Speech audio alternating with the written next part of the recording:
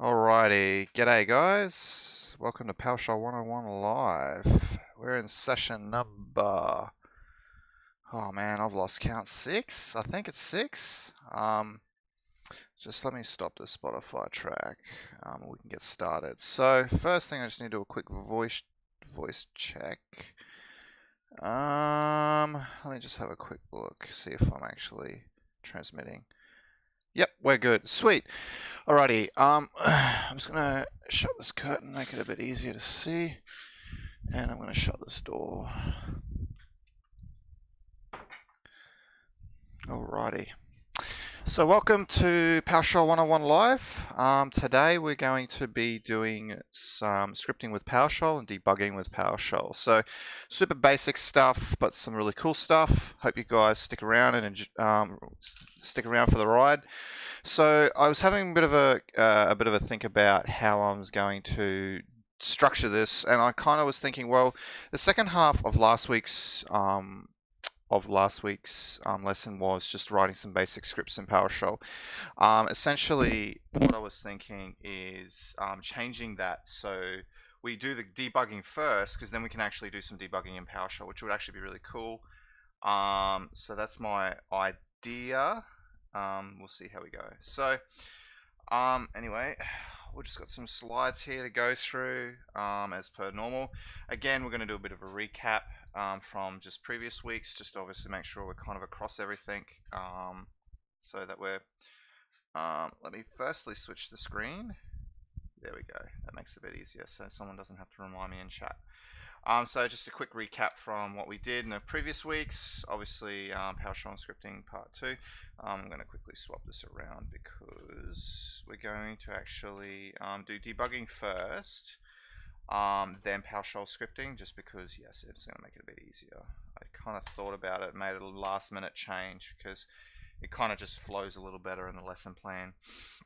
So obviously a bit of homework. I'm going to change it to some homework.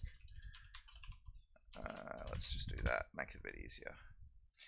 So essentially the idea is to be able to automate the following, which we're going to be using Client Hyper-V, build a VM with Client Hyper-V. We're going to install Windows 10 on it. Let me just go full screen so everyone can see it. Yep, make sure you can all see it.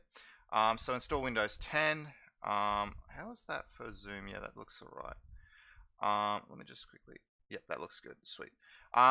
So essentially, and then on that, install OBS Studio version 24, and then install Visual Studio Code as well on the VM. So very, very basic, but essentially it's a really good, it'll be a really good use case for you guys to see different different ways of using PowerShell. So obviously using different commandlet structures and filtering. So yeah, cool. All right, let's get stuck into it. So quick recap. Quality operators. Again, I'm going to bring out my pen. Equals. PowerShell is case insensitive, so we've obviously talked about that previously. So A is equal to A. That's going to evaluate to be true. I'm just going to mark it as a 1 because true and 1 are the same. 0 is false. Not equals to is that. So B is not equals to A. That's obviously going to be 1. That'll equate to be 1 or true. Actually, no, let me just call it true because I think that might confuse some people. So essentially, oh,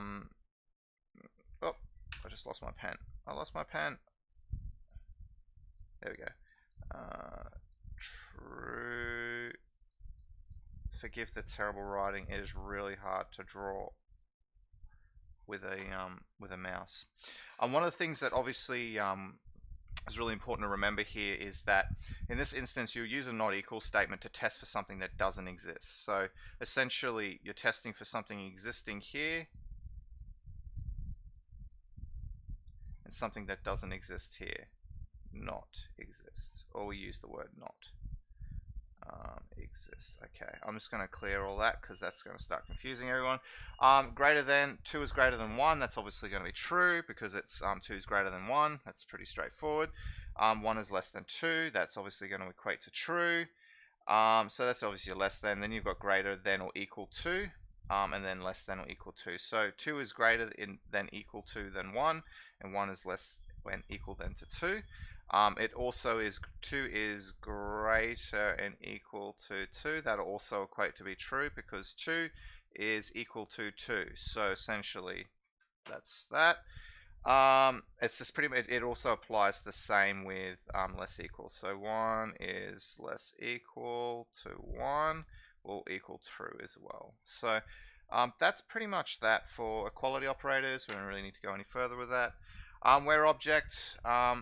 Filtering input from the pipeline. So for example, is this one, is this one. So, whoops, I'm just going to clear the screen. Is this one, remember, is this one and this one. But essentially, you've got a collection, you pipe to where object, and then you write an expression. So the expression can be basically, it's just an expression that evaluates to be true or false. Essentially, you want it to be evaluated, like you want the expression needs to evaluate to be true for it to be accepted within the result, and if it's false, it'll be excluded. Collection where object property condition values. So essentially, you could have property. I'm just going to go dot object. I'm just going to go obj dot. Let's just call it name. Is there like, hang on, is there like a thing where I can no. I was hoping that there was like some sort of text box you could just quickly write things in, but there's not. So name is equal to, let's just say hello. So that's a really good example there. Let me just quickly show you. We can just jump in here. So let's just do a quick demo. Let's zoom that in. I don't know how we can actually zoom in here. Can we do that here? Properties. Yes, we can. Let's just increase it. We can make it much bigger. Well, that is very big. That is incredibly big. All right. So essentially here, what we can do is go. Let's just go get item. Oh, let's just go item collection equals get process collection, and then we're going to pipe for where object. And then we're having property name, so we can go dollar. We can actually just go name is equal to what's something that's open at the moment? Firefox. Is Firefox open? No, we'll just use Paint because I've used Paint forever, so we can just use Paint. So it'll be equal to ms paint, like so. Might actually be dollar underscore. What the? I just don't write it this way. Is it? I think it's process name. Hang on. I need to actually rerun get process because obviously I ran it before it was actually stored in memory. So if we rerun it, there's paint. So essentially that's one way you can do it. That's the way I don't usually do it that way. I usually just go where object, and then I write my expression in here. So I just go process name is equal to paint. The reason why I do this is because you can write more. So essentially you can actually write, you got an expression. So essentially you can write a full-on blown, you can write multiple conditions, and you can use ands and ors and xors and things like that. So essentially that is pretty much where object. Let's clear this ink on the slide. Let's go to the next slide. Syntax operators, bombdas. I'm always going to go back to bombdas. Anything grouped in parentheses is essentially it's going to get processed first.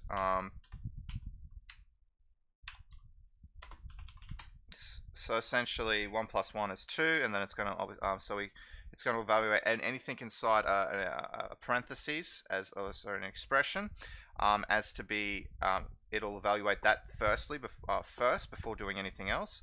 So essentially 1 + 1 is 2 times 2 is 4. So you usually use it for things like get child item, literal path, and then we can put an expression there. Oh, sorry, yeah, an grouping expression. I just completely forgot the name anyway. And then we can actually go, like join path, and we can actually nest something in here, and then we can just go child path C. Hang on, we can go path C, and then we can go child path is Windows. And that's basically what it will do here is this will run. This will run first, and then it'll pass the output into this parameter. So that's pretty much that. Static members and static members, static properties. Obviously, it's just calling a type. So let's just go file system.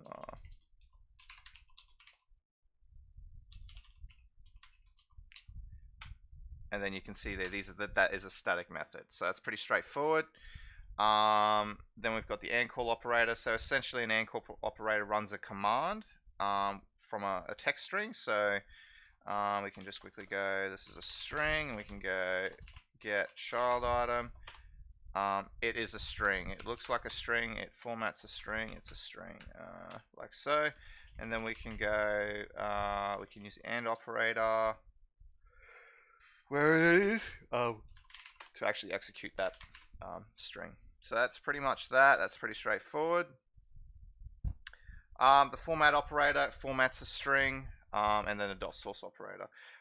So obviously format operator, we can just use our index values, string, and basically we use our format, and then we can go var. Actually, we can just go get process dot name. So essentially I'm running get process. We're using a grouping expression. I'll forget MS Paint, and then we're just getting the name. And then basically what we're doing here is we've denoted a curly brace with an index value. So, and then this essentially is an array. So if we go, let's just put a 1 there, and then let's just separate it as an array with a comma. We can then put in, let's just put in test. You can see that it's MS Paste string test. So that's essentially format operator. It's pretty straightforward. Then we've got dot sourcing. So dot sourcing just allows you to run a script in the current context. So where an AND operator executes in its own context, dot sourcing doesn't. So you can call a script, yeah. So you obviously just go dot source, and then we can go. I'm just trying to think. I don't think I have a script lying around. Let's just write demo. Let's go demo. Let's see if there's anything in demo. There's nothing in demo. Let's see if there's anything in temp. There's demo. So essentially, there you go. That's a dot source there. That was a massive fluke because I didn't actually think there was going to be anything in there, but there was. Cool. So that was basically syntax operators. Automatic variables. They're just automatic variables. So obviously PS version table is Windows, is Mac OS, is Linux. So most of them you're going to be using is a couple of them, but they're just good to know that they're there. So if you want the full list, you can jump on, you can go to my previous video, or if you're on the Discord channel, you can go check out the slide deck, and I've got the links included. But for you guys who are wanting it now, I'll see if I can actually pull it up. I'm seeing if I got it. Oh, I do. So I'm just going to chat that in there. Oh, currently, I can't copy notes from the presenter view, so I'm just going to quickly exit the show and then just paste that in the chat for you guys. So that is the automatic variables. So that's pretty much that. PowerShell tokens and special characters. A token is a segment of a PowerShell command text. So PowerShell, when you enter a command in, essentially each item that you enter in. So if we go right host and hello world, this is a token and that's a token. So that's pretty much that. It splits into two tokens. So yeah, that's the first token, that's your second token. You can use special characters to actually get the token information. Obviously PowerShell supports special characters as well, so obviously we can do things like annoy everyone and keep sending alerts.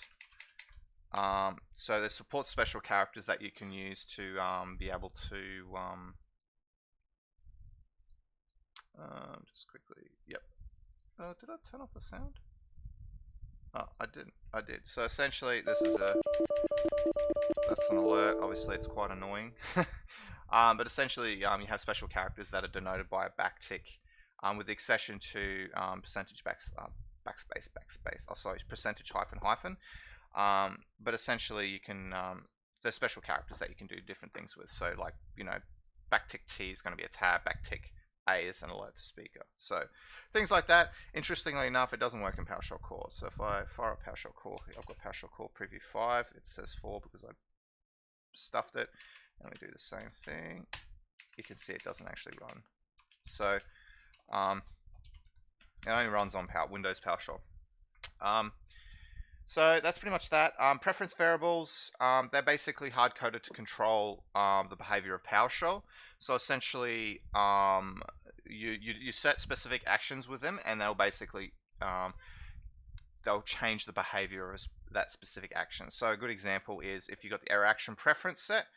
So if we go error action preference, we can change it to, let's say, continue. Oh, let's say silently continue.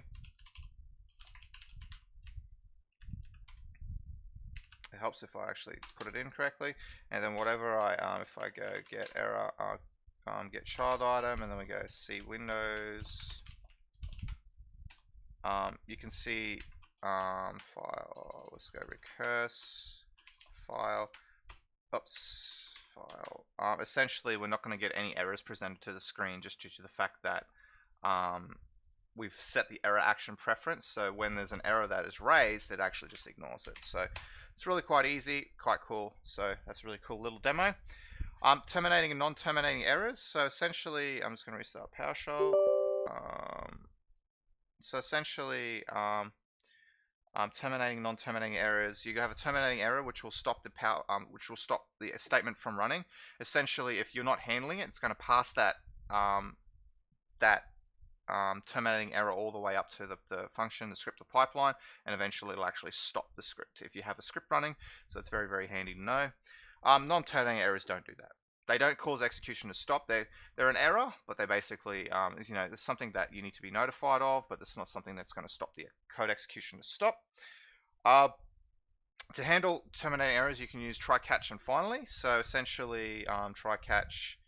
Most people just use try, catch like so. So just go try, do something, catch.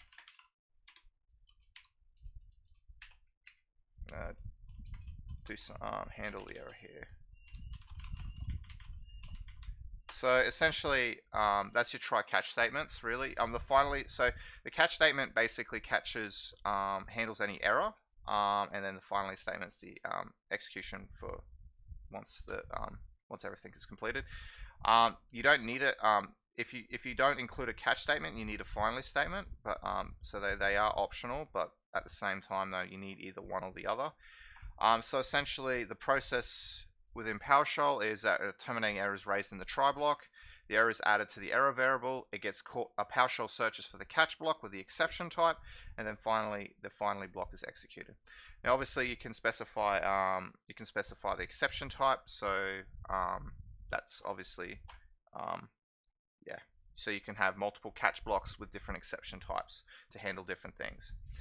PowerShell output streams. So essentially, a PowerShell output stream, you have 6 types of streams. So you have the success output stream. So this is generally what's used by the PowerShell console.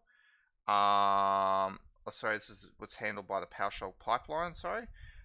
So when you do any sort of piping or anything, this is what is routing the output to. You have the error stream, you've got the warning stream, you've got the verbose stream, the debug stream, the information stream. So it's basically like your traditional logging streams. By default, obviously in PowerShell 2, the only first 2 are available. PowerShell 3 added the following 3, which was warning, verbose, and debug. And PowerShell 5 added the information stream. So that's pretty much that. So if you got questions, just quickly throw them up now, and we'll quickly go through them. We've got a bit of time, so we can quickly do that. I'll give it a minute, and then we'll keep going.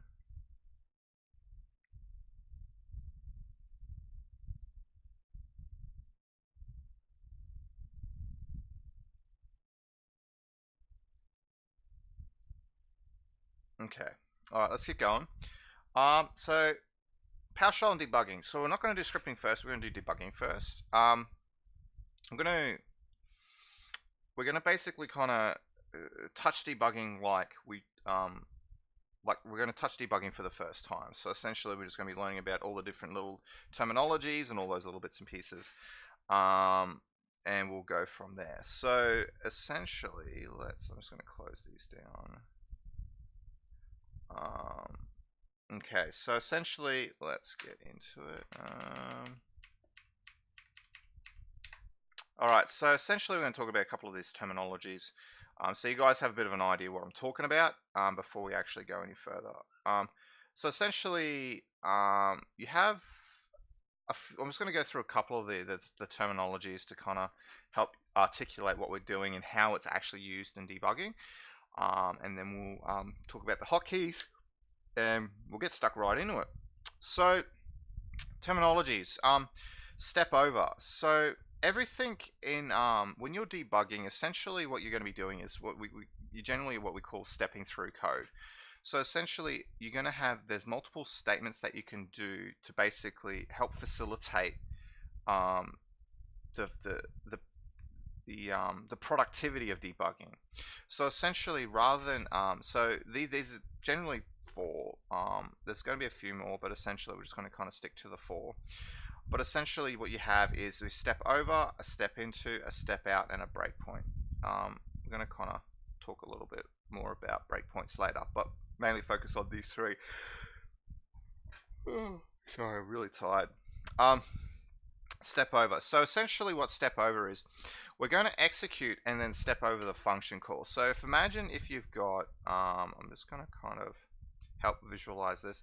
We've got a little box down here, which I'm just going to draw some basic code in. So imagine if we've got a line of code here, and we've got a whole bunch of different, we've actually got a curly brace. So we've got a statement within here that we're wanting to execute. So it could be a whole bunch of different statements in here that are being executed. But we don't really, we know that the code is fine. We don't really need to check that piece of code. So stepping over, what will happen is the debugger will execute that line of code, but we actually won't, we will step over that statement and we'll go to the next line. So the next line could be down here. And here so essentially it allows you to kind of bypass this. It's still executed, but it just means we don't actually have to look inside it. So that's the first thing we got. The second one we've got is step into. So step into is the exact opposite, which is basically if you've got any sort of function or expression,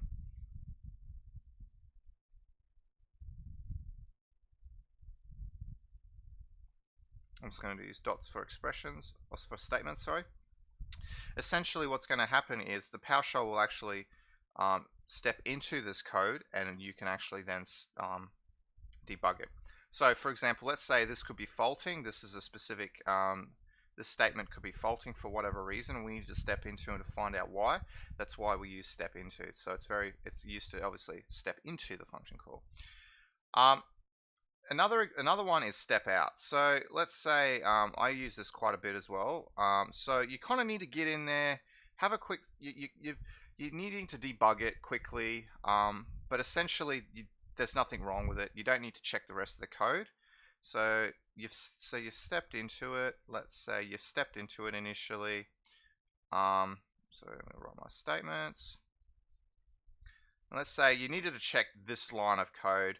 Now you could put a breakpoint there, so we'll talk about breakpoints in a second. But essentially, let's say you needed to you breakpointed here, you stepped into your code, and you're just like, yep, it's all fine. Rather than having to execute the rest of this code down here, rather than have to manually step into this code down here, is we can just basically step out. So basically what step out does is it executes and steps out of the function call. Since we're inside this function call here, it just means that it'll step out. So it'll still execute all your code, it's stepping out. So it's quite handy. Breakpoints. Breakpoints are essentially a debugging pause. So essentially you're going to have, I'm just going to write 1, 2, 3, 4. These are your script lines, and then you have our statements here. Let's say in your log file you've got an issue on there was a terminating error on line 3. So essentially what we can do is we can breakpoint this. We can put a breakpoint here, and what will happen is it's a debugging pause. So essentially the code will run and it will stop there. Now, there's some really cool things you can do with breakpoints in Visual Studio Code, but we'll talk about that later. But essentially what it means here is that it just means that you can kind of quickly run your code, execute to a point, and then stop, and then quickly, do what you need to do to obviously sort that issue out, which we're actually going to see today. So let's erase all the ink on the slide. That's pretty much your terminologies. It's a nice, easy for. It kind of helps you articulate what we're going to do.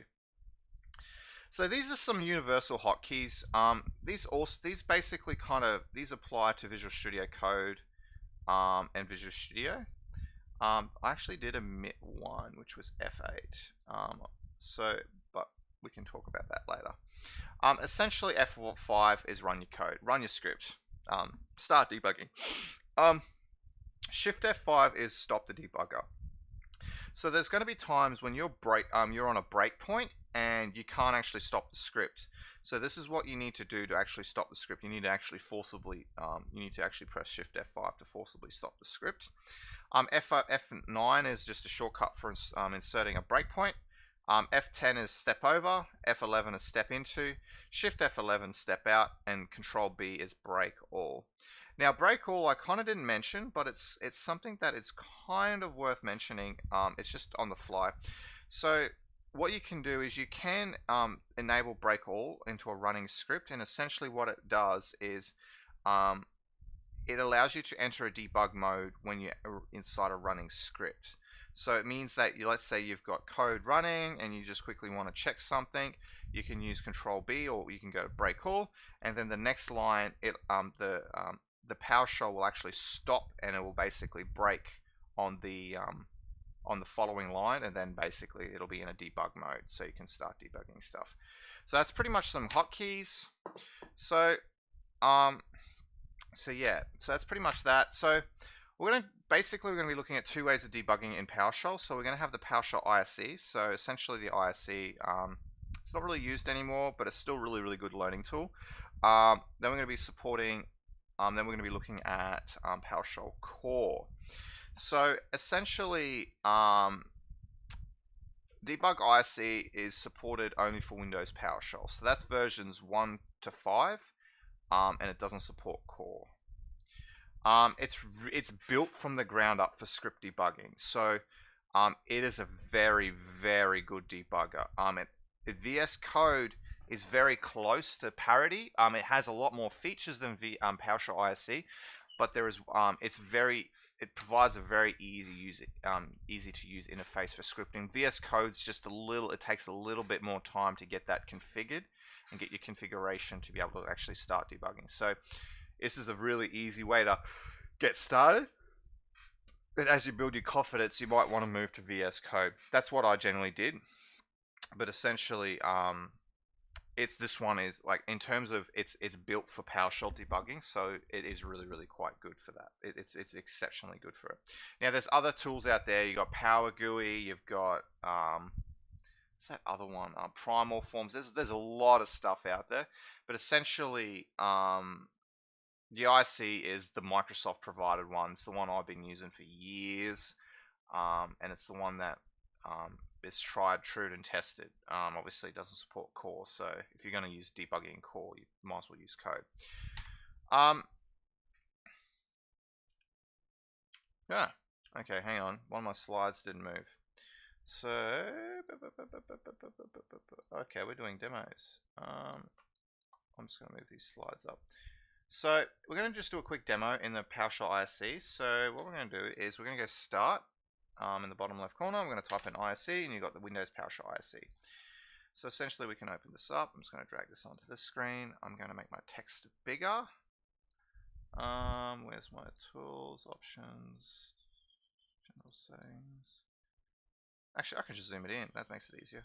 Let's see if we can zoom it in. Alright, cool. We can just make it, that's nice and big. Yep, nice and big. Cool, nice and big. All right, so oh, look at that, Ise debug demo. So essentially, you've got a whole bunch of different menus on the screen. So we're just going to quickly just do a bit of exploration first before actually diving into some code. So essentially, up the top here, you've got your generic kind of generic programming, generic menus. But the really one we're going to be focusing on is the debug menu. So you can see here we've got all those methodologies we're talking about. So stepping over, stepping into, stepping out, running, continue, break all, stop debugger, toggle breakpoint. Now obviously it's got other things like enabling breakpoints, disabling breakpoints, and removing breakpoints, all those kinds of things. But essentially, yeah, we're just going to be focusing on that. You've got other cool things. So PowerShell Ise has add-ons. There's not many add-ons for it anymore, but they're still there. You have obviously there's help and things like that, and then on the right-hand side you have a nice little GUI list of your bits and pieces. Now, a lot of people are wondering, why is there a PowerShell console with your code? Essentially, you can do some very cool things.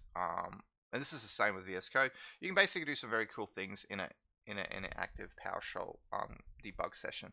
When you're in an active PowerShell debug session and you're at a breakpoint, what you can actually do is you can actually work in the console directly. Now it's going to create so essentially inside the console here, you have access to all the memory, you have access to all the bits and pieces, so you can just, if you've got something that's not working quite right, you can actually just work within here quite quickly and just go bang, bang, bang. Yep, this is the, I'm using a wrong, my condition is not correct, so I just need to quickly suss it out, and you can quickly suss it out and get that fixed. So it's a really really useful tool to be able to debug very quickly. So we're going to obviously look at various aspects of the code. Now, one of the things I didn't talk about was F8, which was run selection. So if you only want to run a specific aspect in PowerShell or in without having to run the whole script, you can just press F8 or run selection, and it will only run that. So if we just go hello world, it only executes that line. So essentially you can, drag multiple lines, and then you can do the same thing. Obviously I've broken that, so if we rerun that, you can see that it'll execute those items.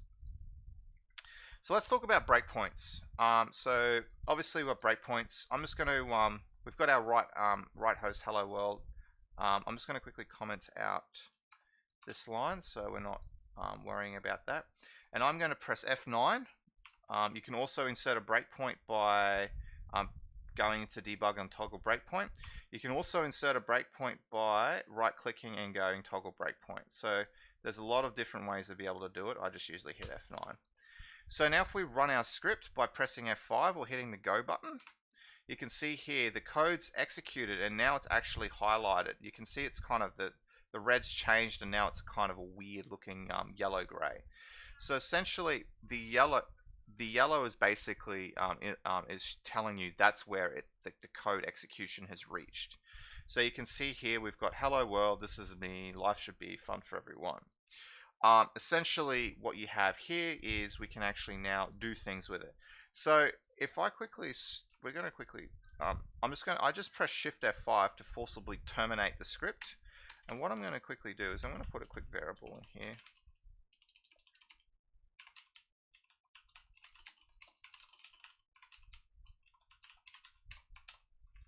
So we've got a temp variable in here. And we're just going to quickly rerun this. And you can see we've broken on that breakpoint again. So we can actually, since we're broken on that point, all memory is currently active. All memory, everything's active. So we can actually check out that piece of memory. You can do really cool things with that. So we can actually change that. We can actually change it to testing 1, 2, 3. And what we can actually do is we can see that change if we press F11 and step into. So now we're actually stepping onto the next line. And we're there. So now if we go temp variable, you can still see it's testing 1, 2, 3. So you can adjust memory values on the fly within here, which is really quite cool. So that essentially is your breakpoints. I'm going to show you some really cool techniques. We're going to basically look at this. Actually, we can actually do this right now. We're going to actually troubleshoot. So what we're going to do here, I'm going to paste this code here. So essentially what we've got is we're just going to comment, we're just going to put this piece of code here. So I'm just thinking about where I'm going to put a breakpoint. So we've got this piece of code here. So we've got files, get child item, literal path, see windows. Now we know this. Let's say we've got a log file. The situation is the log file's thrown as logged an error, and there's something wrong with this specific line. So we know that there was an executable file, but for some reason it's not working. So what we can do here is we can stick a breakpoint on that, and we're going to run our script. And you can see here we've now hit that breakpoint. So what we can actually do here is I can actually copy and paste that grouping expression and literally just paste it straight in. I can obviously just paste the condition in, it'll still work. And you can see it says files in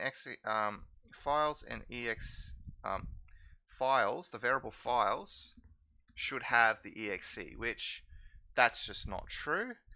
So if we have a quick look why that's happening, so if we jump in and have a look at the variable files, so we can see here we've got variable files, and you can see here we're returning a collection of objects. We can check that by doing get member. Yep, and we've got a collection of system.io.fileinfo. Okay, cool. So that condition is incorrect. We need to fix that condition. So what we need to do is work out how to fix that. So essentially, let's pipe in to get member. We need to find the correct property to be able to put inside this condition. So what we can do is let's look at the extension here. So we've got I think it's going to be the extension property. So we can actually rewrite our condition right here and see if this works. Okay, that doesn't work. That's weird. Why is that? So now we can actually start troubleshooting. So you can see there we've got is in exe. Okay. So the other reason why this is not working is because the condition in is actually in the wrong position. So exe, instead of using in, we should be using contains. So if we change this to contains and rerun it, now we can actually get a true. So this is a really good example of kind of using troubleshooting in your code. So now we've got our answer, and we can actually let's just change that. Let's change this to the correct answer.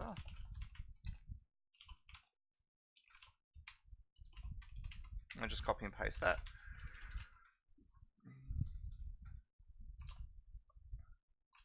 So now if we rerun this code,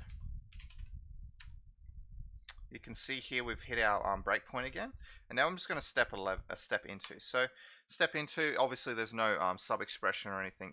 Sorry, there's no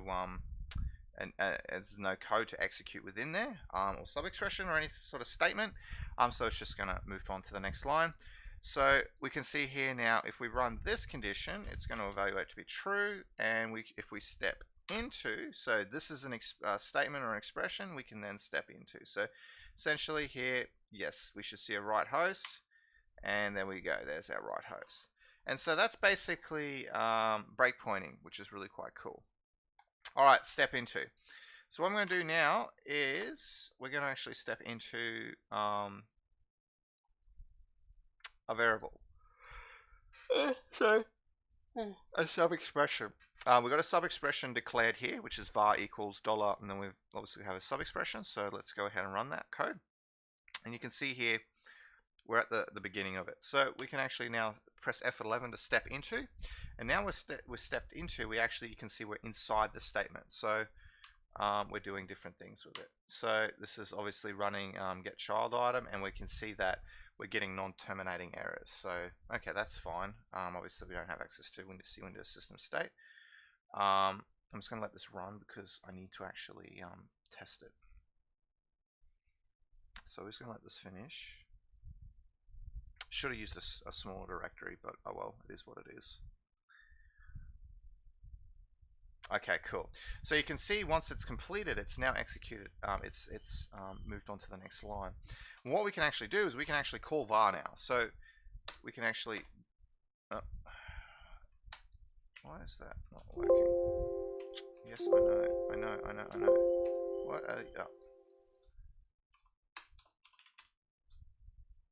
Why is that? That should be able to execute. What's going on here? Interesting.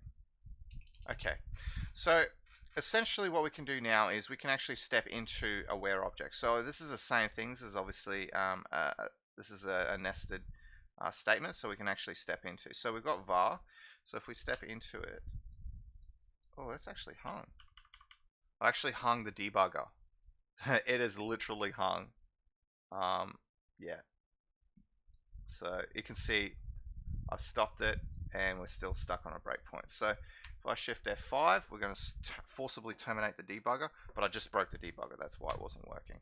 So let's just rerun that, and hopefully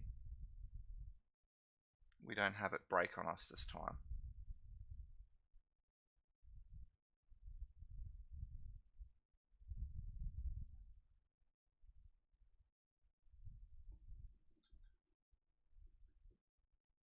Okay, let's see if we actually have access to var now. Yes, we do. Perfect. So now I can actually dump out the memory values. I was a little confused before because it wasn't supposed to do that. So, but you can see there's our memory values for var. We're all good. So now we can actually step into. So if we step in, you can see now we're actually executing each of the items. So essentially that's a step in, which is really quite cool, quite easy to know. So we're now going to have a quick look at step over. I'm not going to re-execute this because it's going to take all day. So I'm just going to comment it out for the time being. I'm going to comment that out. So step over is the exact opposite. So you can see var's still in memory. So I'm just going to Control C that. And what we can see here is now if I press Shift F10, we're going to still execute this where object, but we're not going to actually enter inside the function, the statement. So if we go Shift F11, not Shift F11, sorry, I hit the wrong one. It was F10, sorry. So if we go F10, so to step over, you can see it's now returning to the screen because that's just what it's doing, because this is effectively a write output. Wait for it to come back. I really should. Actually, this is what we're gonna. I'm gonna put in a variable, just so I can actually not have to wait for that. So if we rerun this again, and then we go F10, wait for it to go through where object. It's taking its sweet ass time. This is why you always do your filter first. This is why you try and do your filter in the commandlet versus actually doing it with a where object, because you want to optimize your collection before you actually filter it, because then you're going to have performance slowdown. This is going to take all day. Alright, this is what I'm going to do. I'm going to shortcut this. I'm just going to go select object. It's going to go first 10, so we can at least improve the performance of this demo. So if we go F10 again, there we go. So essentially, it's just grab the first 10 objects from the collection versus the entire however many there were, and then we've actually bypassed the statement. The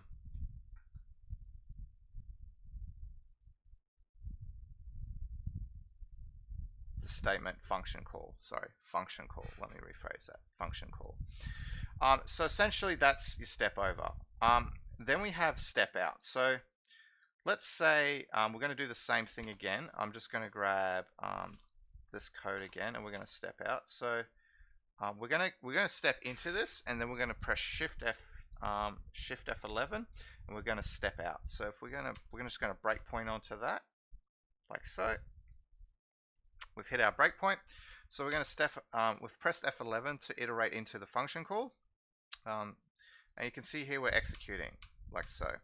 But I don't want to see that anymore. So you've tested your code, it's all fine. So what we can do is go Shift F11. Oops, I just hit Enter. We go Shift F11, and that will actually step out. So if I actually do a quick right host, we'll do that again. You can see we've stepped out of the code. So that's essentially your step out. That is pretty much a demo with the PowerShell, with debugging in the PowerShell Ise. It's pretty straightforward. It's really quite easy. Really easy to use. So now we're going to talk about debugging using Visual Studio Code. So Visual Studio Code is just a little bit more complicated to set up. It's a little, there's a slight level of complexity there. But at the same time, it supports all versions of PowerShell, so including core. It's not for script.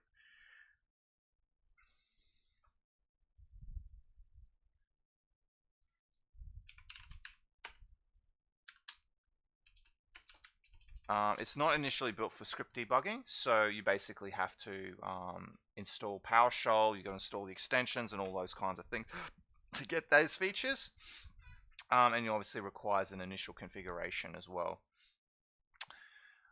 The benefits that you do get do outweigh the costs. The bit of a headache getting setting it up. So for example, you do get advanced features, you get call stacks, watches. You can see the call stack in the PowerShell Ise, so you can obviously go debug, display the call stack. But it is much easier to look. It's so much easier to use in Visual Studio Code than it is in the Ise. You have you can set up watches, you can see all your variables, and you can actually set advanced breakpoints. This is something that I got really excited about because, yeah, I will show you why. We'll show you why. So let's fire up the old Visual Studio Code. Visual Studio Code. Alright, so we've got the VS Code demo. So the first thing we kind of need to talk about is what we're looking at here, obviously, in terms of all the different aspects. So first things first, I just want to quickly make sure that I'm going that the screen can be read. Let me just quickly suss that out. It looks okay. I might just zoom it in one step further. Control Shift Plus. Control Plus. There we go. I'm just going to zoom it up. Just go zoom it in one step further. Okay, cool. So what we've got here is we have the initial, we've got the, obviously we got the visual. So I'm just looking at, I'm getting a little bit confused at why the current OBS screen layout. Okay, that's fine. Actually, I'm just going to quickly change the, there we go. I just want to make sure that's still fine. Okay, that's still fine. Cool, cool, cool, cool. All right, so what we're going to do is essentially, we're just going to have a quick look around. So obviously we've got our sidebar here. We've got different menus. So we've got our Explorer, which is just generally your file browser. You've got source control. You've got debug. So debug, there's other things in here. So we've got Remote Explorer, extensions, Gitland. I've got my custom extensions here, Live Share, Command Explorer. I've got an Azure extension as well. Essentially, within the debug, when you initially set it up, first thing you need to make sure is you have the PowerShell extension installed. So if you go to extensions and you go to PowerShell, you need to make sure that your PowerShell extension is installed. If it's not installed, you're going to have a bad day. So this is a good start. Second thing you need to make sure is you need to configure your PowerShell debug configuration. So I'm just going to delete mine so that you guys can see what I'm talking about. So I'm just going to delete that. So essentially, if we go back to the debug menu here, and we want to start debugging, I'm just going to hit start. So there's literally, and we're just going to, let's just put a breakpoint here. Let's see what happens. You can see that that worked, which is really surprising. Wow, okay, that's really cool. So essentially, you can actually hit the ground running, but the one thing you do need to be very, very careful with is your debug configuration. So it says there's no configurations here. I think there is something funny going on here, but essentially what we need to do is when we're setting up Visual Studio Code, we just need to configure or fix launch.json. So the launch.json file basically tells Visual Studio Code how to actually handle the JSON file. So what we're going to do is we're just going to basically add the launch current file, which is launches and debug the file in the current active window. So we can do that. It has other really cool configurations. So you can see here we can actually attach to an interactive session run space. So you can do remote debugging and things like that. But essentially for this, we're just going to do, use this.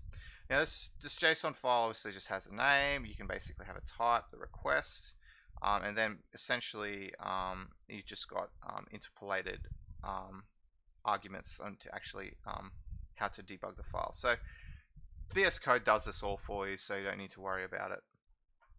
So next step. So for now we actually go ahead and try and rerun this code. So first things first, we'll just quickly drop a quick breakpoint. Let's just quickly run it. Just do that. Okay, cool. So like I said, you can see there, it's stopped on our breakpoint. So again, the hotkeys are the same. So the hotkey for setting a breakpoint is F9. They're not going to change. It just keeps things nice and consistent. So you can see how I just clicked on the stop button and we stopped the script. So the same thing still works for VS Code, with the ISE to VS Code. You can go debug, actually I think it's, where is it? Go, is it? Yes. Oh no, where is it?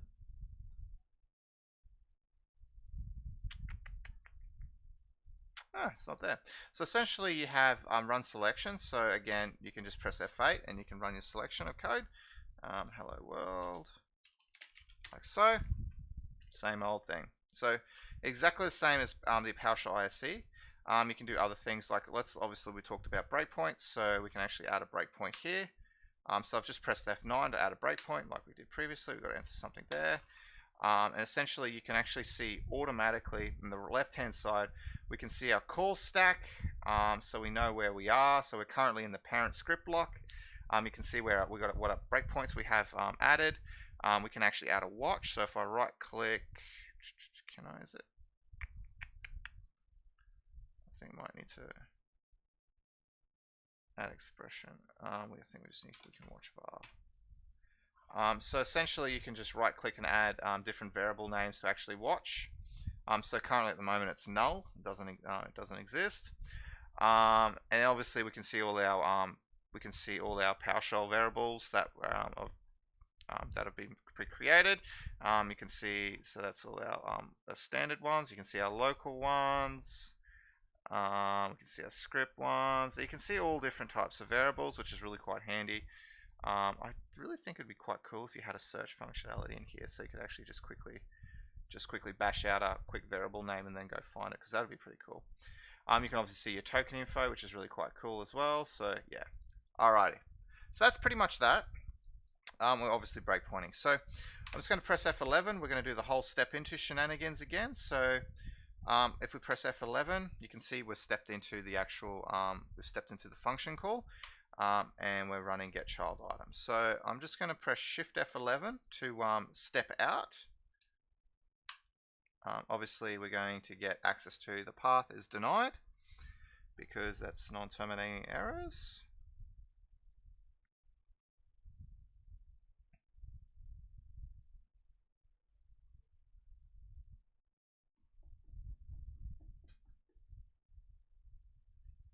This is taking too long, so what I'm going to do is going to press Shift F11, Shift F5, and we're going to stop the script.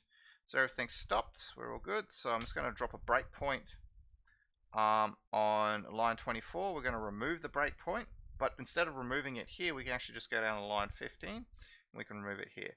One cool thing is you can actually enable and disable your breakpoints. So you see how it's turned gray? That means it's disabled. So let's actually just leave it disabled. That's actually a better idea. We're just going to leave it disabled. We're going to use all these cool Visual Studio Advanced features. So essentially, we've it's still running. Actually, no, that's just printing a non-terminating error. So you can see now we've completed it. So again, we can jump in here. You can actually see that the watch is now showing a value in the variable. So if we actually clicking on it, it's now having a think. It should actually, is it going to give me any more info than just an object? Apparently not. But that's okay, because at the end of the day though, we can just go var and we can actually, like traditional Ise, you can see all your data within there. So we're just going to press Control C, which doesn't work.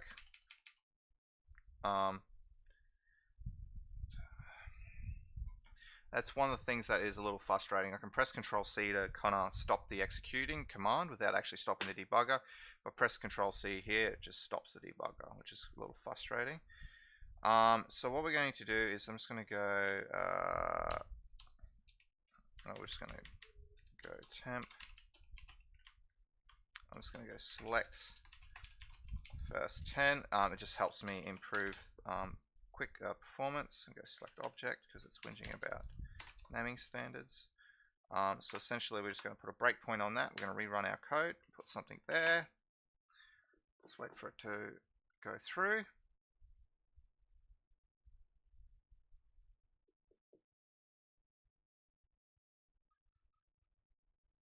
Okay, cool. So essentially here we're now at our select object first 10. So let's step in. So pressing F11, stepping in, and you can see us executing. So we're stepping through each of them. And this is all uncallable. So if we go just dot underscore, you can see all the items.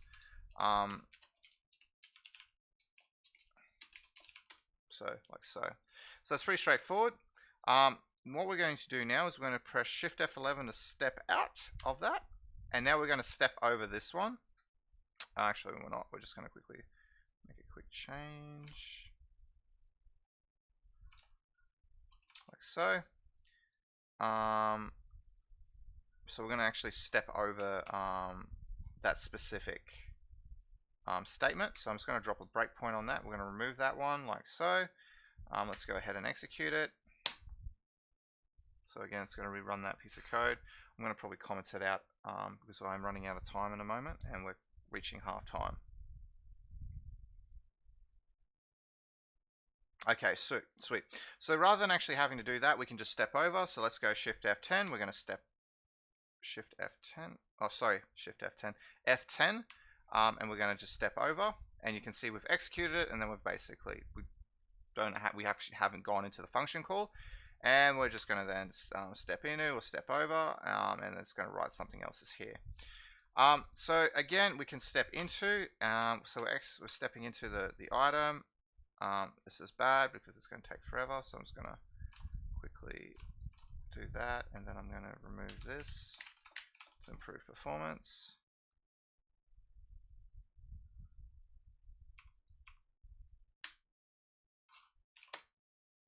So essentially here we can actually step into our, we're now stepped into our function call.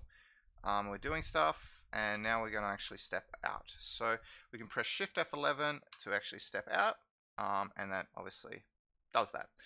So that's pretty much that, which is pretty straightforward. We're now going to actually add some watches. So let's go add another watch. Let's add counter equals, we're going to watch counter. So you can see counter at the moment is equal to null. It hasn't actually executed this line. So if now we hit F11, you can see it's at 0. If we go again, it's switched it to 1. We're actually also seeing a printout. So you can see there it's actually, we can see it there, it's indexing on the watch, which is quite cool. It's incrementing on the watch. So that's pretty much that. Let's step out of. I was in the condition, so it's actually finished the script. So what we're going to do is we're going to now look at an expression. So I'm just going to remove all the breakpoints from here. So let's remove all breakpoints. And we're going to actually add a hit count expression. So what we're going to do here is I'm going to right click. I'm going to get F9. I'm going to add a breakpoint, and then I'm going to edit this breakpoint, and we're going to put a hit count. So basically, a hit count pretty much breaks when the condition count is met. So let's put a hit count of 5. So now let's run our code. Put something into it. And you can see it's actually stopped. But let's have a look at what the watch. Let's have a look at what the memory value is. So if we add a watch, let's just remove all expressions and let's add a new one. And we're just going to go $_. It's at 4. So it hasn't printed 5. It hasn't incremented to 5 yet. But essentially, and also because it's 0 base, the expression, the count has technically been 5. So it's hit it 5 times and it's stopped it. This is really cool because you can do things like if you're looking through, really large objects and things like that, and you want to check the very last one or something like that. This is something that's really quite handy to do, to use. So if we go again, and obviously it completes. So let's remove all those breakpoints again. Let's remove that. And let's have a look at expressions. So what we're going to do is we're actually going to put a conditional breakpoint here. So the first thing we're going to do is we're going to put a conditional breakpoint, and we're just going to write a generate expression that is not going to be true. So let's just say var is equal to meh, which it's not. That's not going to be met. So, and we're just going to drop a breakpoint here so that we can actually catch the code. So essentially now if we run our code, I'm going to put something in there. You can see that it bypassed this breakpoint because the expression wasn't met. So this is really good for those kinds of situations when you need to debug something based on a specific condition because you've got some really odd piece of code that's going on. And it only happens, for example, within a within a block of 100, let's say 100 Active Directory users, and it happens that randomly with one block, for some reason, you're getting a false when you should be getting a true. So something along those lines. It's a really handy. It's a really handy way to be able to actually write an expression into debugging, which means it allows you to fast forward your code check, and you're only checking the things that you need to check, and not having to step over. So very, very quite cool. So that's basically that. So let's actually change that now. So we're going to stop the script. We're going to by pressing F5, and we're going to now change that expression. So what I'm going to do is I'm just going to double click, edit the breakpoint, and we're now going to change the expression to be hello world. So if we hit enter now, we've now changed it to hello world. So this is now checking if var is equal to hello world, which it will be. So if we now run this and put something in there, you can see now it's actually stopped at that breakpoint, which is really cool because now we can actually, let's say we're trying to do some sort of troubleshooting. This is, for that specific value, then yes, you can see that that gets met, which is really quite cool. So I think that's one of the really cool features of Visual Studio Code. I'm just going to go ahead and remove all our breakpoints. And I want to talk about I'm going to quickly talk about breakpointing and limitations within the debug console within Visual Studio Code. So we're in now, basically we're in a breakpoint right now. We're all good. So the one thing that is different between this and the ISE is you don't have IntelliSense. So if I type in var, actually that's a bad example. Invoke. Oh, what? Now it's going to make a liar out of me.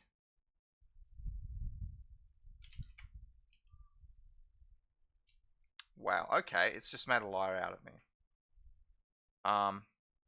Okay, that's annoying. It does have IntelliSense. Okay, it might have just been added because I know that this was an issue before, which was that basically if you're inside a debug console, you couldn't actually quickly write out, you couldn't tab complete your commands, but that seems to be fixed. They might have fixed it, or I might be sleeping under a rock, but I'm pretty sure, like, I tested this last night, so I'm 100% sure that, well, I didn't test it last night, I tested it, did I? Yes, I did test it last night, and it wasn't working.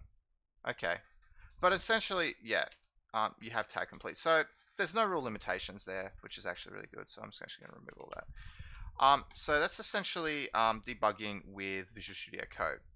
So what we're going to do now, it's half time.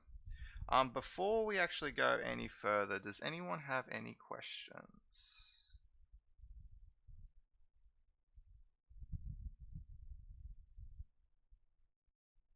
Just going to give it a quick minute.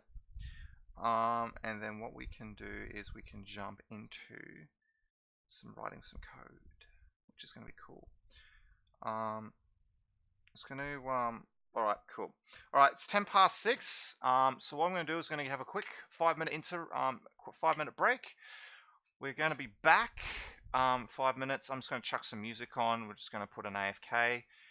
And we will be back in 5 minutes. Alrighty, so I'll see you then.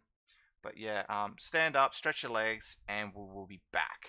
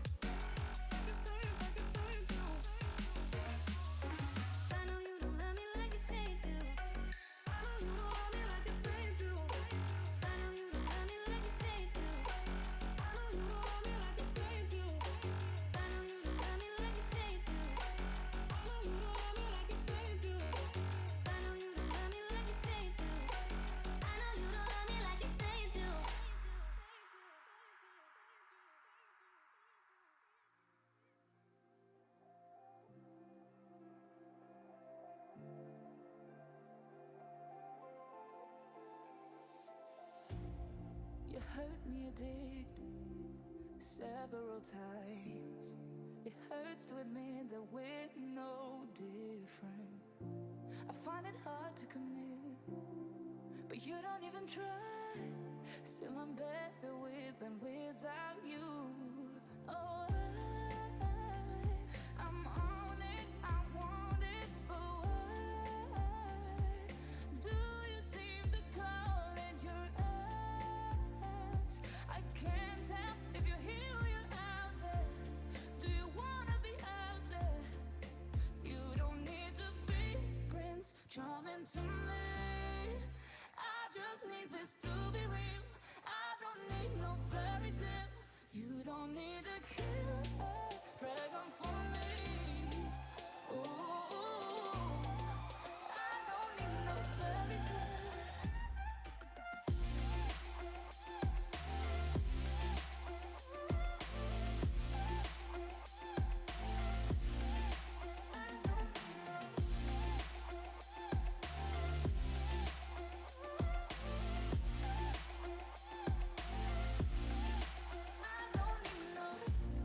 We run and go still every time. Whatever it is, I keep on trying. 'Cause it ain't hard to forgive when you know what it's like. That's why I'm better with than without you. Oh, I'm on it, I want it, but why do you seem to call it your eyes? I can't tell if you're here or you're out there. Do you wanna be out there? You don't need to be Prince Charming to me. I just need this to be real. Alrighty, we are back. It's gonna wait a minute, and then we'll get stuck back into it. My brother just messaged me saying that the new Terminator was out, and I was like completely blown away.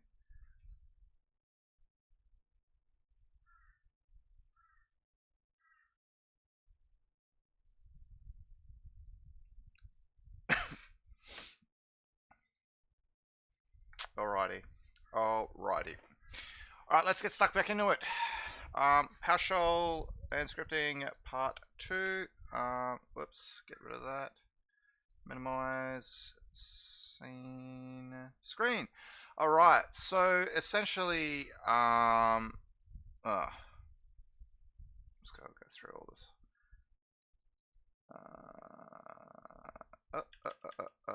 PowerShell and scripting part 2. So this was kind of just a bit of follow-up from last week with some little scenarios that we had.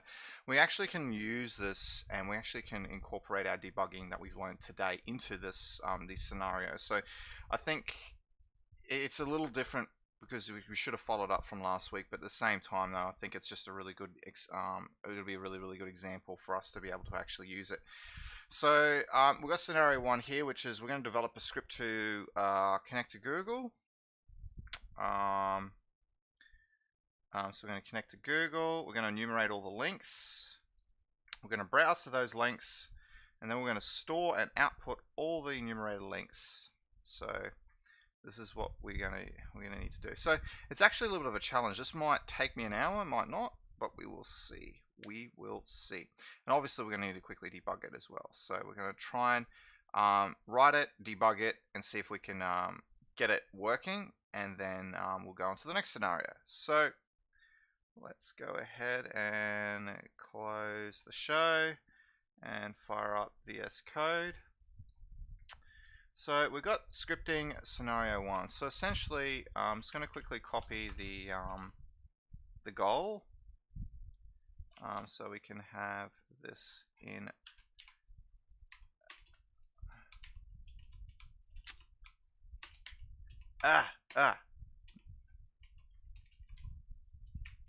It's the other way around. So essentially this is our goal. So we're going to develop a script to connect to Google, enumerate the links, browse the links, store the output from all the enumerated links. Fairly straightforward. a little bit intricate. So there's a little bit of intricacies within step 2 from step 3 and 4. But we will get there. So first thing we need to do is we're just going to create a string. We don't really need to do this, but I'm just kind of doing it for the sake of making things a bit more readable.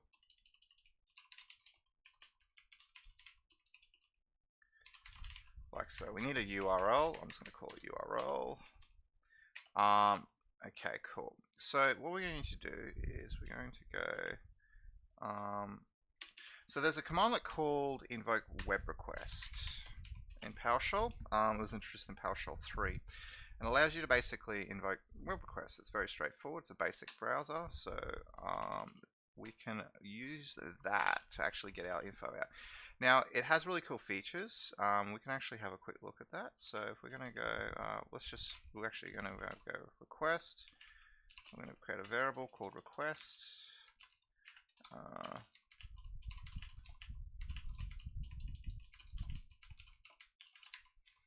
We're going to go invoke web request, and then we're going to go URI. I'm going to specify the URL. We don't really need anything else. So if we go ahead and execute this by pressing F8, cannot validate the argument on the parameter. Oh, it's because we actually haven't put it in memory yet. So if we rerun that now with F8, you can see we should have a request.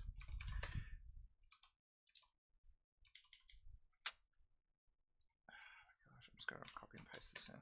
Okay, cool. So if we call request, you can actually see we've got a whole bunch of different information down the. We've got a whole bunch of different info here. So let me just clear the screen and go request again.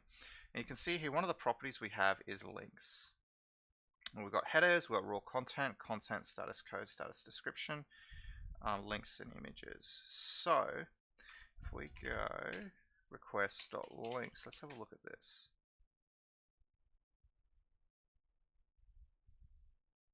Okay, interesting.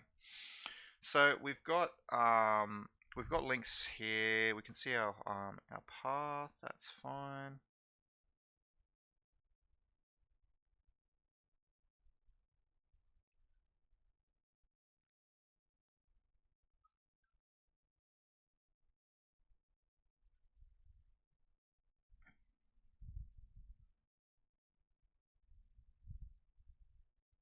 Okay, so there's a few here actually. You can see we have a few links.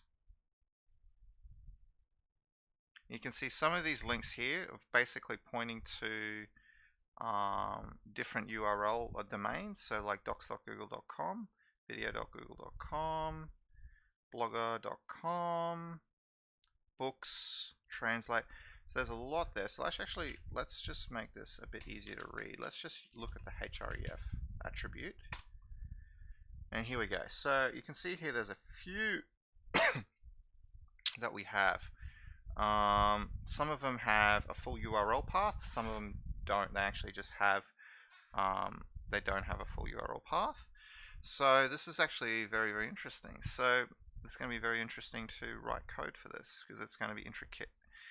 So first thing what we're going to need to do, so we know that the data that we're working with here is a combination of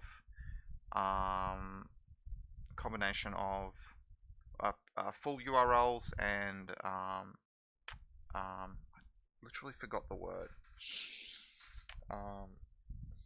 Just URL paths. So what I'm thinking we can do, so we need to work out a way to be able to deal with that. So that's one of the things I'm just going to quickly put in here. So we're able to actually get our links. So what we're going to do is now we're going to get, we've got our request, we're going to enumerate our links. So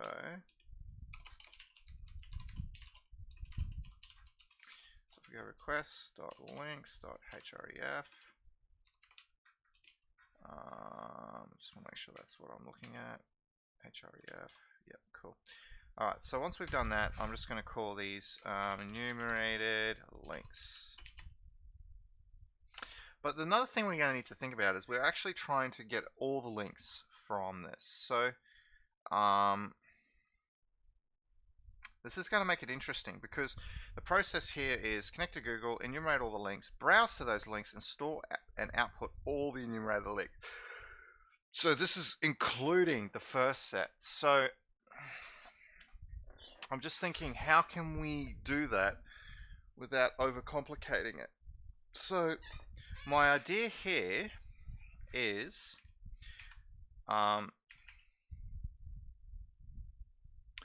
we're not going to worry about that for the time being. We're going to basically construct that at the very end. That's what I'm thinking.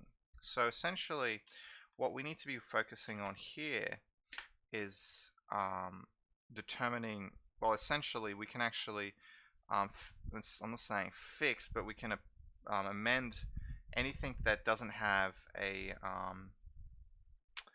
any URL that doesn't have a full HTTP header, full HTTP URL, we can actually remove, we can actually append our /google.com to it, and that will sort that out. So to sort that out, we need to append. We need to append the URL to the. I've literally forgotten the actual word for it. What's the word? I think it's a reference path. URL reference path. It's actually not specifying the full URL path. I think it's a reference path. I literally have forgotten it. I should have thought about that, but anyway. Let's just quickly. Let's want to see. So I'm just going to quickly Firefox DuckDuckGo at URL reference path. Is it? HTML file paths. Good old W3 schools.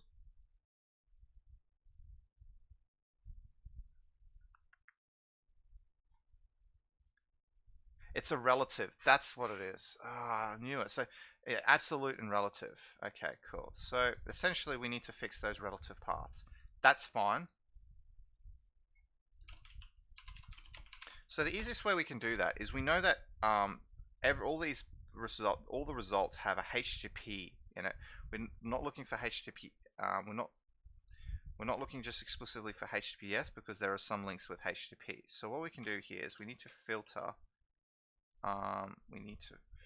Append the URL to relative paths, which means we need to filter request.links.href, and then we're going to go for each object, and then what we're going to do, I'm just thinking how I want to do this. So we can write a custom expression. Let's just do it this way. So we can write a custom expression saying if is like, and we can just go HTTP, and then we can put we can actually do this. Star or is like PS star. So essentially, if it's a HTTP or HTTPS, and then what I'm going to do is I'm just going to put a grouping expression to kind of just help readability. So essentially, if it's like that or that,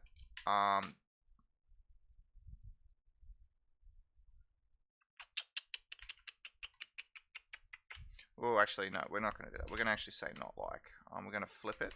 So essentially, if it doesn't contain either those two, actually, I don't like that. I don't like that. That just seems a little messy. We can actually write this better.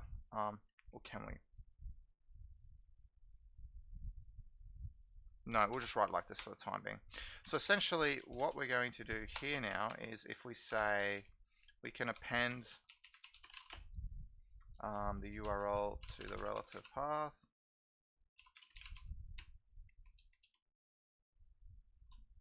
Helps if I can spell, but anyway.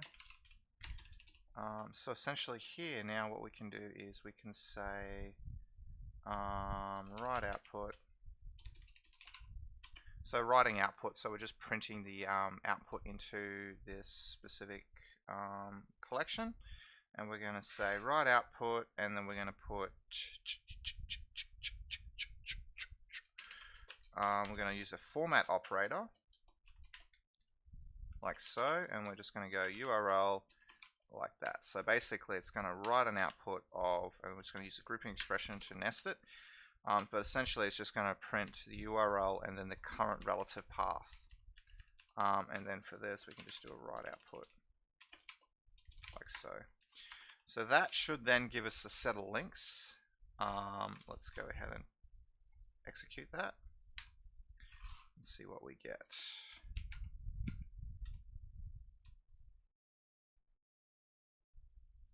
I think that's okay. I thought there was more. So we're going to now debug it. So we're actually going to use our debugging. So essentially I'm going to whack a breakpoint on that. Let's go ahead and start it. But before we do, let's just make sure that we have our debug configuration correctly set up, which we do. We're going to start it. It's going to enumerate. So now we just want to have a quick look. I just want to have a quick look at what is in the links. So you can see we've got a few. I just want to see how many are there. Okay, so you know how I was talking about before IntelliSense. So you can see here I'm pressing up. IntelliSense is not working. If I go, oh, okay. So it's not IntelliSense that, okay. So IntelliSense is working. What's not working is your up-down keys. So, you know, in PowerShell, you can write something and just quickly go up, down, and get your previous commands. You don't have that functionality. That's what I was missing. So, anyway, so let's just clear the screen. And what we're going to do is, I just want to see the quick count. So I'm just going to quickly grab that. Just add a quick watch. Okay, yep. How many are there? Can I... Okay, there's 30. So we're looking at 30. So essentially, I'm just going to have a look at, okay, what the current item is. So we're going to add a quick watch. Here, and we can see that the current URL that we're using is HTTPS. So this should come down here. So if we just step, okay, see, that's something's not right with. So the reason why it's not right, and this is the reason why debugging is so powerful. So if we go ahead and run this statement, you can see it equates to true. And the reason why is because that's true and this is false. And we're using an OR statement. So remember, with an OR statement, it's either one. If either one is true, then it's true. So all we need to do is change that from an OR to an AND. They both can't equal that. And let's add a breakpoint. Let's rerun our code. And let's try it again. So if we go have a look at, we've got our watch, so we can see it's https google.com, F11, and we stepped in, we can see that now it's there. So what we can do now is I'm just going to disable this breakpoint. I'll just remove it. And I've added a breakpoint here. So we want to see what it's actually going to format as. So now we're actually within here. I'm just going to quickly run this statement so we can actually test how the relative path's been formatted. So you can see there, it's actually just appending https.google.com. So sweet, we're good to go. So that is pretty much that. So we know now that's somewhat working. So now I'm just going to press Shift F11, Shift F11, and we're stepped out. So I'm just going to F10 out. Just going to drop a breakpoint here, and we'll get rid of this breakpoint. Okay, cool. All right, so essentially, we should have about, was it 30? Yes, it was 30. So essentially, you can see we've now fixed that specific issue. But what we need to do now is we actually need to iterate through each of those items. So what I'm going to do, we need to append the URL to relative path, ignoring.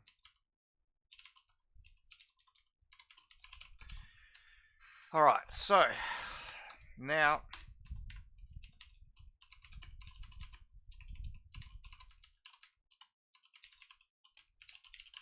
iterate through each of the links.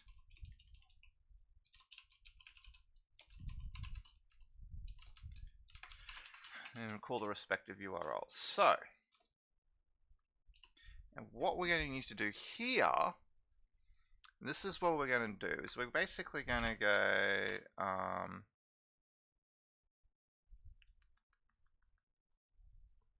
we're going to create a separate variable. We're going to call this child, let's just child URLs. Let's just call it child URLs. It's not really child URLs, but it'll work. And essentially what we're going to do here is we're going to go, let's see if this works. We're going to go enumerated links. We're going to then pipe it into Invoke Web Request. And then we're going to go select object,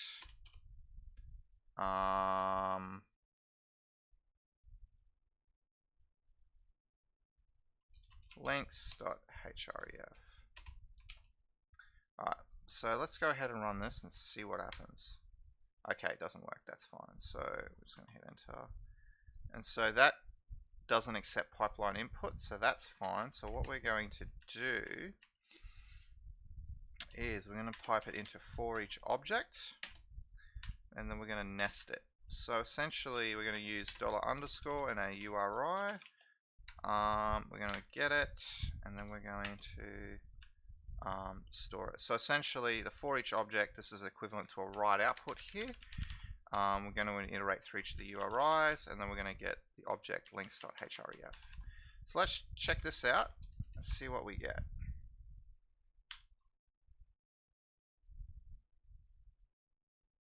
Now, you can see it's actually doing something. It's thinking. Obviously, it's quite slow, so let's just Control C that, see if we can now get access back. And what we're going to do is we're just going to put verbose. I'm just going to enable verbose so I can actually see what URIs it's calling. Okay, so you can see it's calling all the URIs.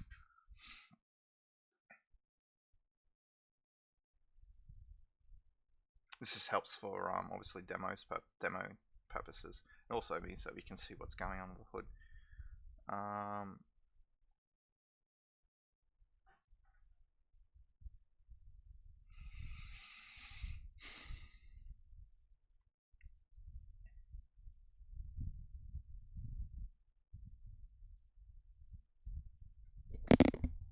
Alright, so that's done. So let's have a look at our child URLs. We have absolutely nothing. So it's time to drop a breakpoint on here and see what the dealio is going wrong here, which I think I know it exactly, but we're gonna drop a breakpoint because this is what we do. We're debugging. So let's go ahead and run our code now. So now we hit our breakpoint here. So let's go ahead and execute. You can see here we're at the end of it. So that, let's just go ahead and create a quick var. So I'm now just going to mess around in here. Like we can mess around in here. There's no issues with that. I just want to see what it's outputting. So it's equal to, oh boy, it is having an absolute fit.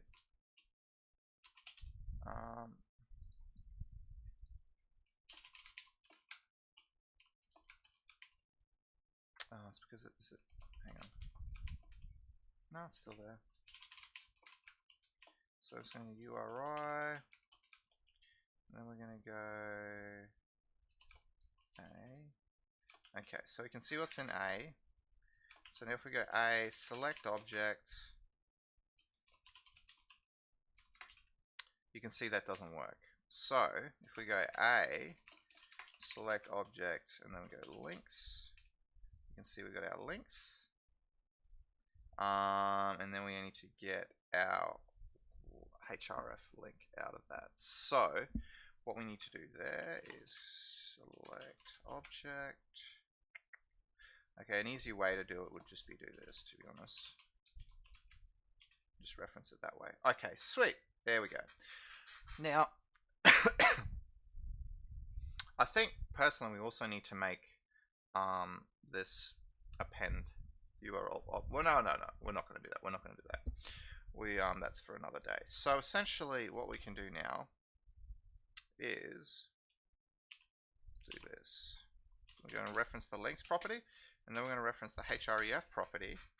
And that will give us all our child URLs. So if we go ahead and rerun this piece of code, we should see a complete list of child URLs from that.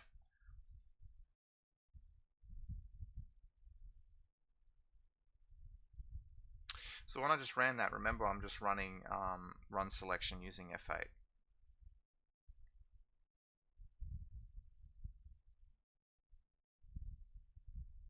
Okay, you saw one there was a non-terminating error. We had remote certificate is invalid according to the validation procedure, so that's fine. So it's just not accepting that specific HTTPS certificate. So if we now have a look at it, we've got a lot of links. We have approximately 2,500 links. We need to fix those relative links up again because that's not good enough. I like my links to be formatted nicely. So let's fix that up. But before we do that,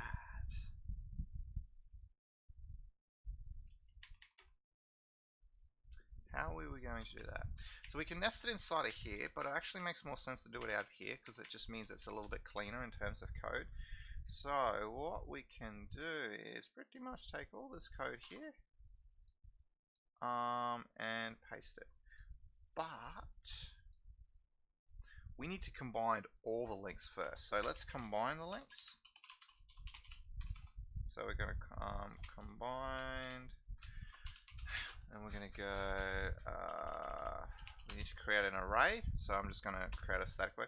This is not the best way of doing it, but it'll work. And we're just going to combine them by going plus equals, enumerated links, and then we're going to go combine links plus equals child URLs. Once we've done that, we now need to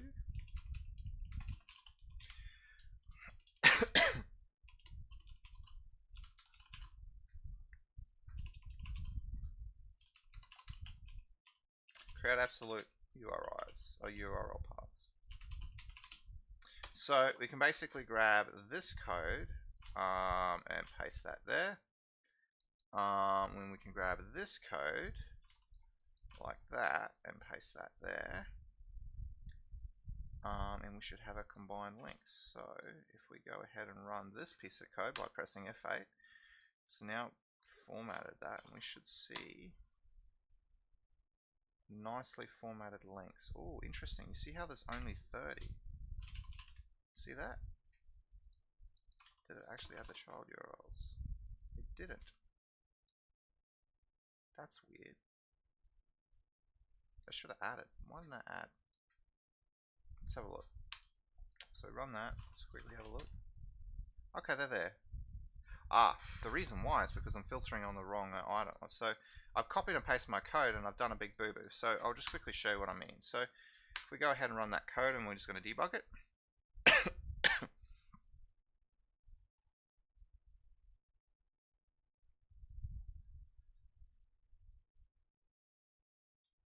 So essentially what happened was we have 30 items. So we're only getting the items from the enumerated links. So what I've done is, what we're going to do is we've got a breakpoint here. So let's suss out this variable now so we can just add a quick watch. Let's have a look at it. You can see there's 2,444. So they are there. So that it has added them.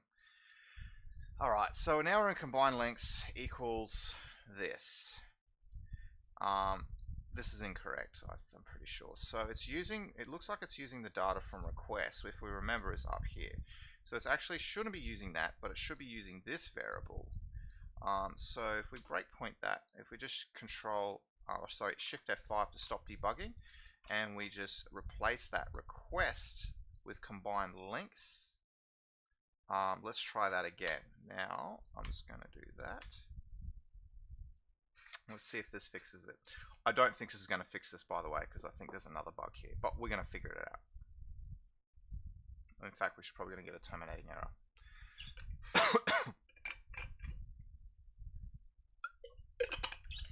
So imagine this is your log file. Your log file is basically not performing something correctly. This is what you can obviously do to help it out. So We're going to press F11 to step into. I want to step into the code. I want to see what's going on here. Okay, so we've stepped into the code. The first thing we probably want to note is that on the watch, I'm just going to remove all watches again. Remove expressions. I'm going to add an expression, and we're just going to get the current. So obviously, $_ is the current object within the pipeline. It's null. That's not right. Something's not right here. So what's it passing in? So we can see it's passing in combined links. Okay, sweet. But it's also passing in .links.href properties. So if we run that, we don't get anything. So that's the reason why that's not working. So let's go ahead and fix that. So we're going to press Shift F5 to stop debugging. We're going to basically remove that, and then we're going to put a breakpoint inside of that, and we're going to test it again. So let's go ahead and rerun our code.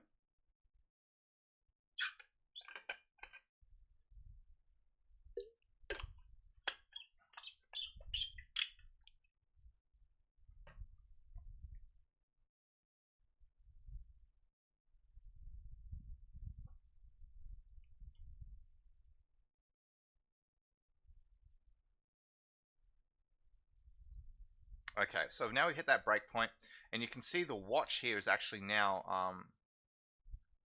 correct. So we can see that the current object or the current value within the pipeline is correct. So if we step in, this condition should be false. So what we can do is we can grab it and paste it straight in. Oh. Okay, it doesn't like that in VS Code. Oh, so what we can do is let's just step in. So we're just going to press F11 to step, and you can see the condition's not met. So it's moving to write output.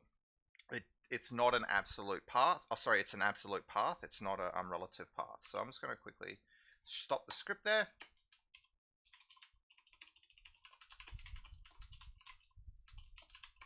Now there's better ways to write this, but essentially I'm just kind of scrapping this in for the time being, because I am actually running a little bit over. So essentially we can see that that's been met. So this script should work now. So what we're going to do is do a write output, and we're going to do combined links. So return the but let's actually structure it a little bit easier. Let's make it a little bit easier to make it a bit easier to read. So what we can do here,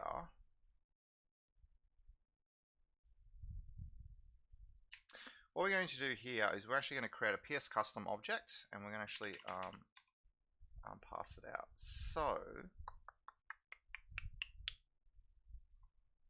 what we're going to do, we're going to refactor this code a little bit here, because I want it to be a little bit nicer. So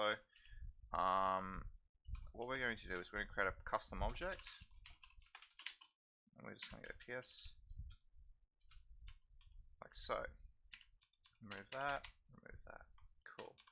So what we're going to do here is I'm just going to call this original URL. If I can actually spell original, I'm just quickly making sure that I can spell that correctly. It also helps if I can spell. So I'm just going to call this original URL, and we're just going to put the URL in here. So the URL, and then what we're going to do to here is we're going to have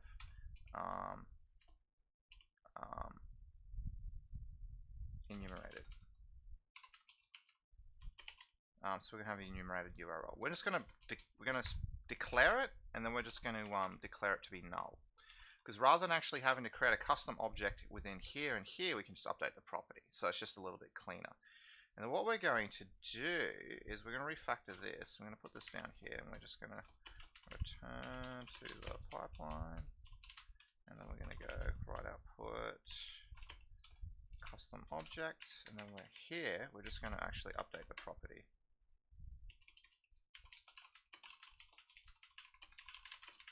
So we can then go custom object.enumerated URL, because we've basically declared it. We've just declared it to be null, and then we can actually just specify our formatted string.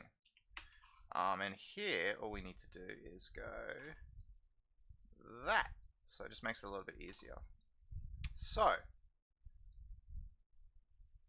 we can actually refactor this even further. And what we can do here is that. So I'm just refactoring it even more.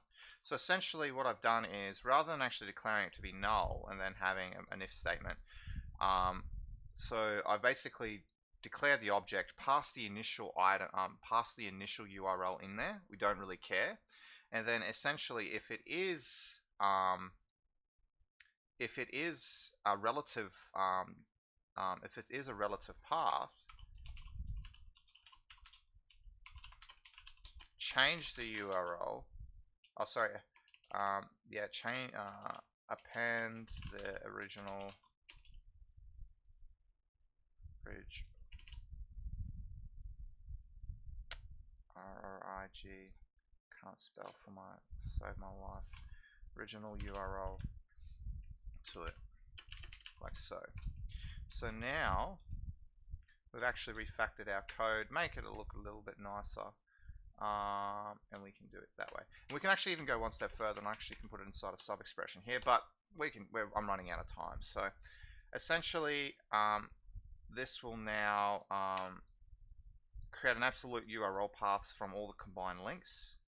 And then basically it'll iterate through. If any of them is a relative path, it'll basically append the original URL to it. So we just update the property. We can actually do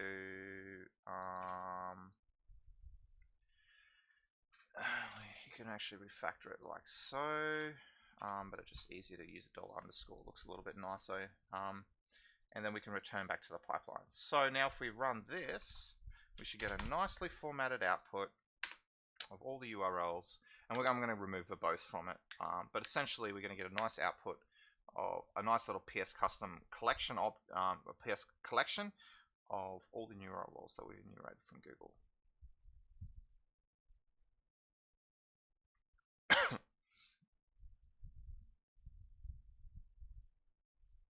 Okay, cool. All right, so what we're going to do now, I think there's something still not right with that. That's fine. Okay, so I made a boo-boo. So I've actually no, that should be fine.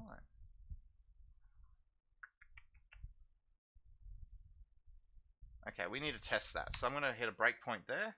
I'm going to remove all I'm going to remove the verbose switch up here because we don't really need it. We know that it's running. And I'm going just to have a quick look at that as well. So I'm going to drop a breakpoint on 51 and we've got a breakpoint on 56.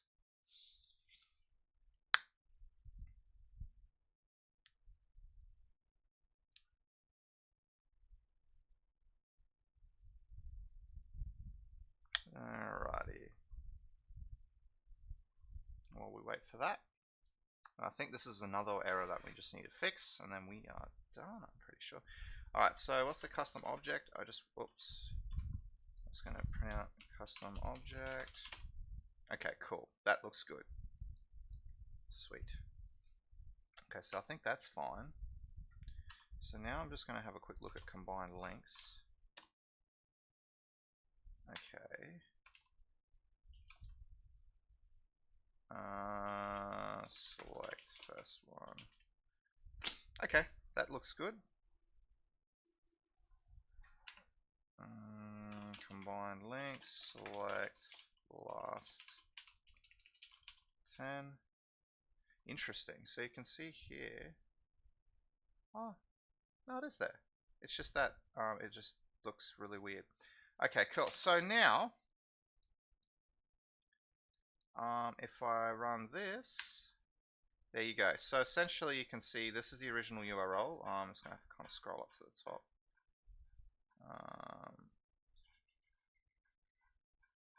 I wish I could actually run this in some code. Let's actually execute this. Let's actually run this PowerShell script. So what we're going to do is going to save that. I'm going to clear the screen, and then I'm going to go var, and then we're going to dot source it in, into this, our script, and we're going to go 01 scripting. It's going to let play ball. Let's just go 01 scripting scenario. Yep, we're going to go var is equal to dot source that in. So remember, dot sourcing is actually executing in the current PowerShell scope, which is what we want. So essentially, we're just going to then return the output. So once this comes back, we print out var, we should actually have properties. So now, oh, we just got some error. Oh, we've got a debug. Debug's got breakpoint still loaded, so that's fine. So if we print out var, you can see, okay, cool. And if we actually do get member, we can actually see there's our two properties. So if we go var dot original URL, RIG doesn't want a tab complete. Why not? And it's not. Just do it this way. You can see there's our original URLs. So that's a really cool demo of writing some script in PowerShell, as well as doing some debugging. So I did have another scenario set up, but it's 10:54, which means that's a 2-hour session, and I'm going to try and limit to 2 hours, obviously to help. Obviously, I don't want to be sitting here all day because it kind of, I think people kind of stop listening after at least 90 minutes. So yeah, so we'll leave it there for today. I think that's a really good outcome. If you got any questions, definitely let me know. So I'm just going to open the floor to some questions. So if you've got questions, go ahead.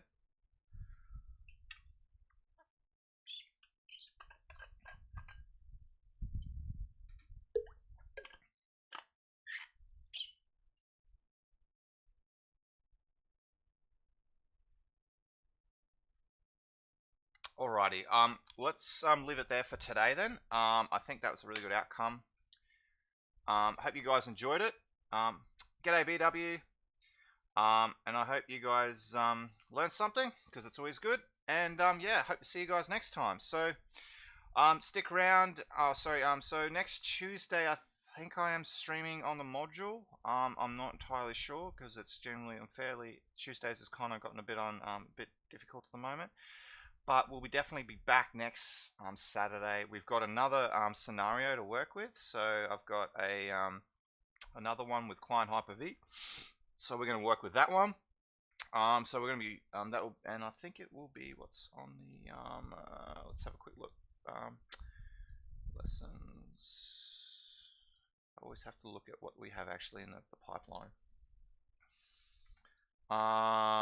So we've got debugging PowerShell, using PowerShell to get around, and then functions and advanced functions. So I think we'll keep another, we'll do it again with using PowerShell to get around. This will be another really good example. So we'll kind of go through how to get around PowerShell, and then we'll actually use it with a scenario.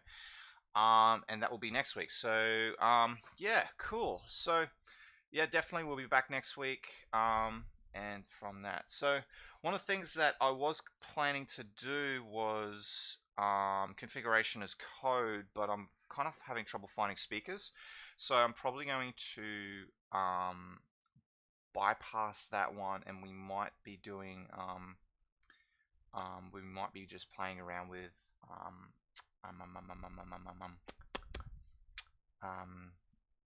PS cones by Joel. I always forget the name. But essentially we can stick around there and do some really cool things with that, and that's going to be some really good learning for everyone, so we can go through and look at all the different types of ways you can format strings, and you can do different things with different variables and properties and things like that. So that probably might be our very last session if I can't find anyone who can do a configuration as code talk. But anyway, guys, I hope you enjoyed it. Yeah, definitely stick around if you're gonna stick around. Definitely come next week for the next week's stream. And yeah, next Tuesday I should be streaming in the PowerShell module for logging, but we'll see how we go. So anyway, guys, hope you enjoyed it. See you next time.